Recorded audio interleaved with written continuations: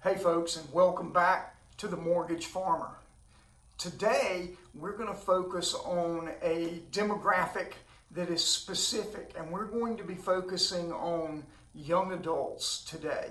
If you are 18 to 22, maybe 23 years old, this is a video that I want you to pay special attention to. As a young adult, there are things that you can do now that will fertilize or jumpstart your credit profile so that as you gain in age, experience, the job force, you won't be precluded from being able to do the things that you want to do, whether it be sign a rental agreement, purchase a new vehicle, or the ultimate goal, obtaining your first home. I'm going to give you 4 easy things that you can do right now that will help prepare you for down the road when you are ready to do those things. Now, the cautionary tale here is that you can't wait until you're 22, 23, 24 years old and then look back and say, oh gosh, I wish I had done that earlier. If you are 21 or 22 years old now, you want to quickly jump into the first couple of steps that we're going to talk about and hit those as quickly as you can. If you are an 18-year-old, there's a couple of things that you can do right now that will put you in a better financial situation down the road. So let's talk about those 4 things. The first thing, especially for those people that have just turned 18, why is 18 significant? Well, in the United States, 18 signifies a legal signature. You cannot enter a legally binding contract until you are of age being 18 years old. So, as soon as you reach the age of 18, you want to obtain a card so that you can begin building your credit.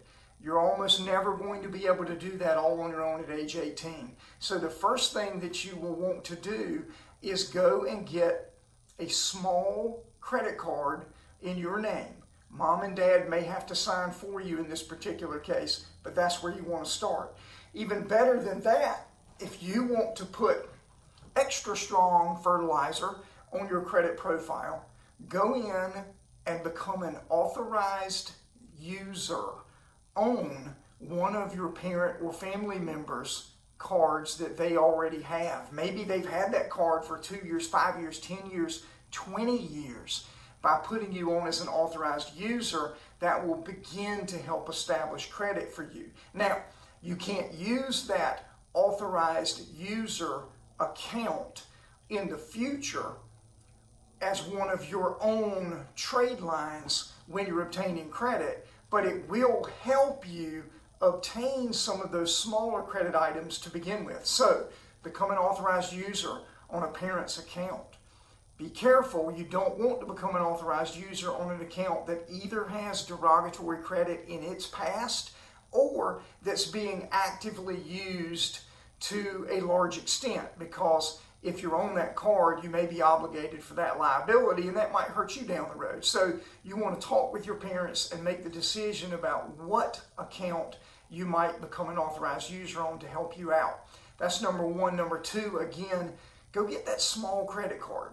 Mom or dad may have to co-sign with you, but if you go get that $500 or $1,000 credit card from some small place, whether it be where you bank now, many colleges and universities have partnerships with local financial institutions that will do that very thing. So pay attention to that.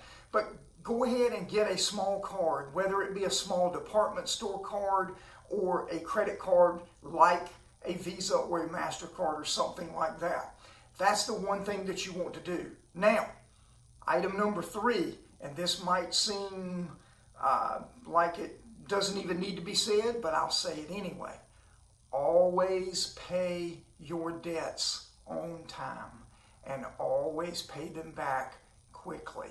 You want to have those credit items, but you do not want to use or worse, abuse those credit items because you can do more damage than good if you're a young credit person, meaning the age of your credit profile is 6 months old or a year old or something like that, and it already has a derogatory credit item on there. That's not good for you. So be sure that you don't allow that to happen. Again, we want you to use that credit card, but we want you to use it sparingly, and we want you to pay it off every month. Those will be things that you can do to jumpstart your credit. You have to start now, though. You can't wait until you're 23 or 24 and ready to buy your first house and you don't have any of those things.